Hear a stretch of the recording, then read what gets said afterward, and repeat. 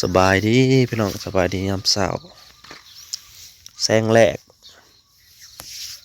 แดดตอนเช้าพี่น้องเอ้ยมาหน่อยๆก็ตื่นแล้ว5 โมงมาหน่อยก็ตื่นแต่เช้าเอาเบิ่งมาหน่อย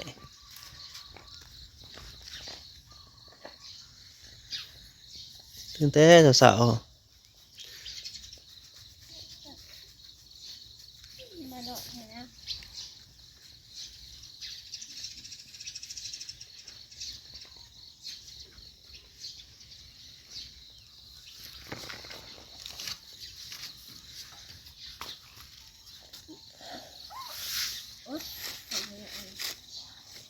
จะเหมาะกับป้าย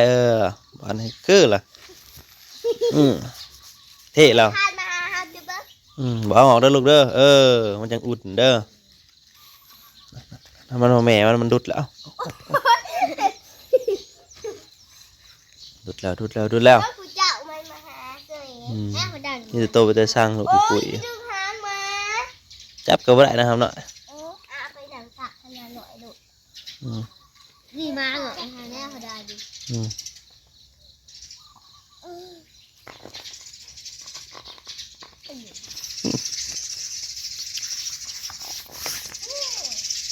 มาตอนนี้นอนรับเลยนวลกล้วยลูกกล้วยออกมาแล้ว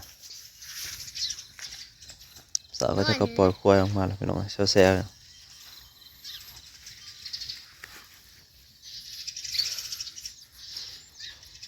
คนน้อยจังน้อยก็ได้อุ่นแล้วแต่แดดออกแล้วจังน้อยเดียวพอข้าวแล้วมาหน่อยตัวนี้แหละดำๆนะ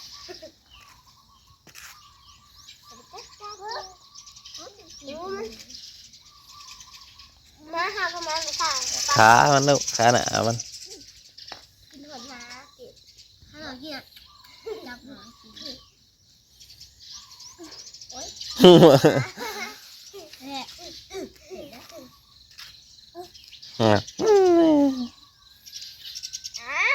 ำยิ่งกันเลยก็จะตีนะมันติดมานั่นโอ้ยกินจะไปเลยเอามาหน่อยนะ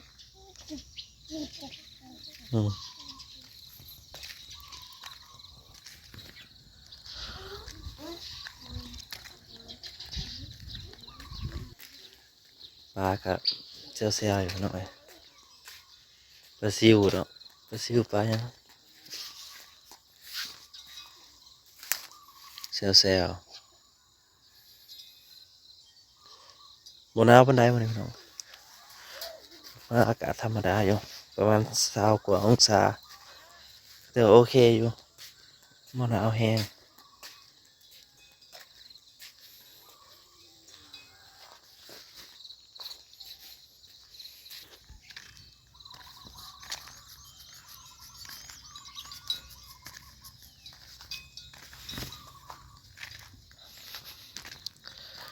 น้ำก็เต็มหนองแล้วเต็มคักแล้ววันนี้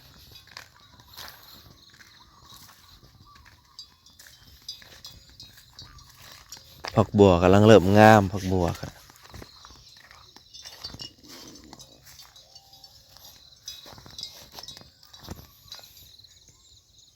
ผักชีผักบัวหมักถั่วหมักแตงผักสลัดนี่เบิดอะไรหน่อยปลูกไปกินเองมันก็ใช้เวลาเนี่ยเนาะปลูกผักเพราะว่าเขาไม่ได้เร่งปุ๋ยเร่งอย่างมันที่ก็จะปลูกขายว่าจักปุ๋ยว่าจักยังแล้วก็จะเร่งร้ายมันก็คือว่าเอาละเขาปลูกเองเขาบริกินเขาปลูกเขาบริกินเขาปลูกให้เขากินแล้วแต่เขาจะใส่และใส่ยังก็ใส่ต่อน้ำซึมออกมาเลยน้ำซึมออกมาแล้วพี่น้องเต็มน้องแล้วมันซึมออกมาแล้ว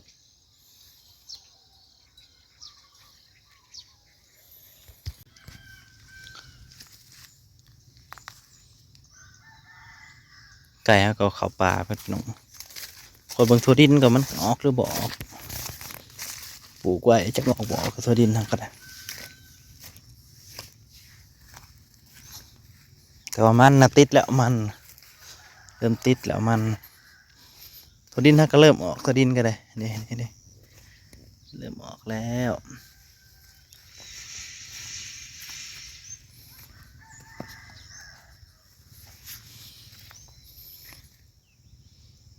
พอดีปีสิมากับเจือนขั้นตัวนี้ก็ส่งลงไปกวาดลงไปผุนเบิดมันก็สิหาเพียงกว่ากันเสียงรถทันว่าน้อยมาแต่ตลาด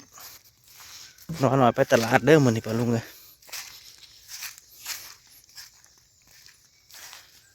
ไปตลาด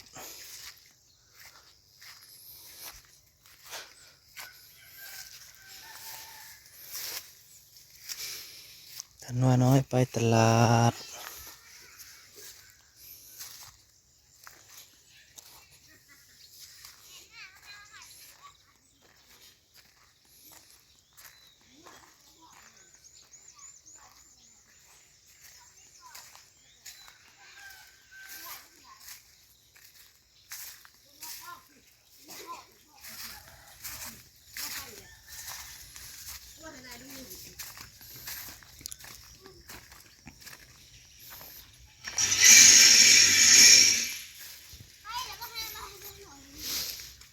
เอาหน่อยได้ยัง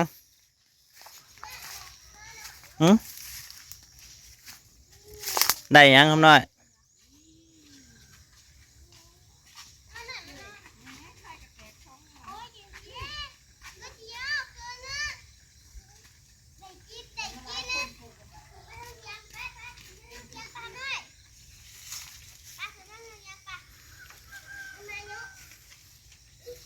บางคนก็มาบอกว่า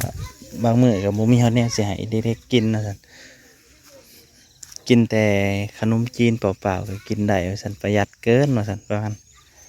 คือมื้อนั้นแหละพี่น้องเป็นมื้อวันพระเด้เฮาบ่ได้ขาชัดบ่ได้หยังมันบ่ได้เฮ็ดแนวกินนั่นเด้มีหยังเฮาก็กินตามที่เฮามีหั่นแหละเพราะว่าวันพระบางคนก็บอกเข้าใจนะก็วันพระบ่ได้ขาชัดบ่ได้อิหยังไก่เฮาก็มีปลาเฮาก็มีเบิดนั่นแหละได้น้องปลาก็มีในวันพระเฮาบ่ได้เฮ็ดก็กินซ้ำนั่น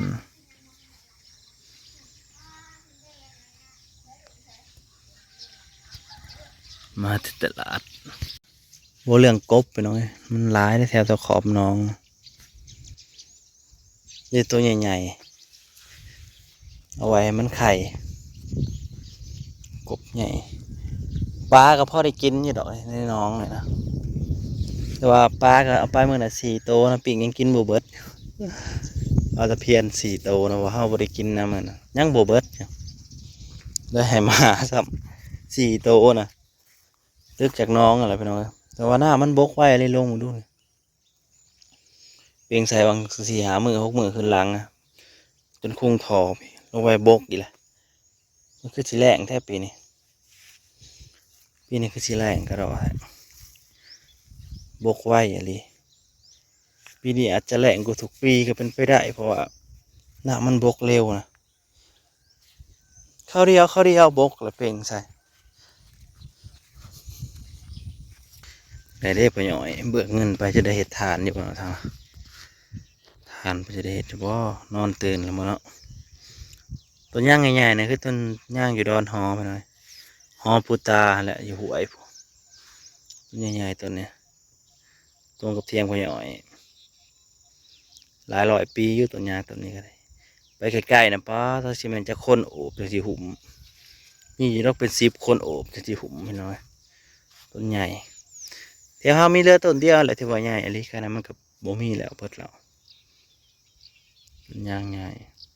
สูงก็สูงเลยมันของเล่นในสูงที่ต้นเนี่ยพวก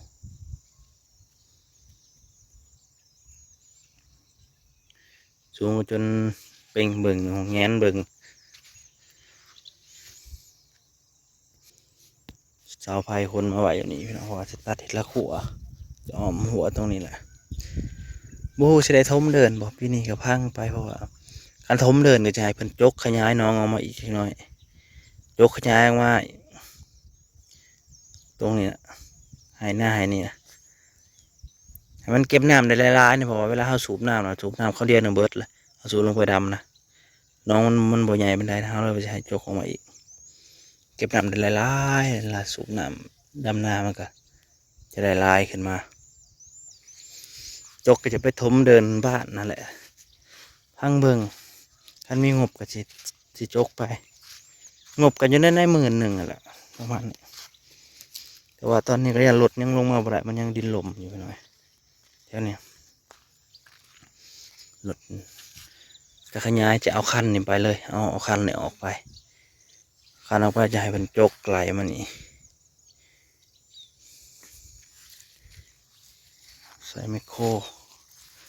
รอเบิ่งไปพี่น้องเลยคอยพัฒนาเจะคล้าของไปเรื่อยๆขอบคุณอะไรมาครับชมพี่น้องเพาะกันใหม่คลิปหน้าไปเรื่อยๆเบิ่งไปเรื่อยๆพี่น้องเลยว่าเขาจะเห็ดยังไงแต่ว่าน้องตัวนี้จะจกเป็นหูบยังจะเป็นเป็นหูบยังเลยเบิ่งโอ้ฟ้าอะไรหลุดๆ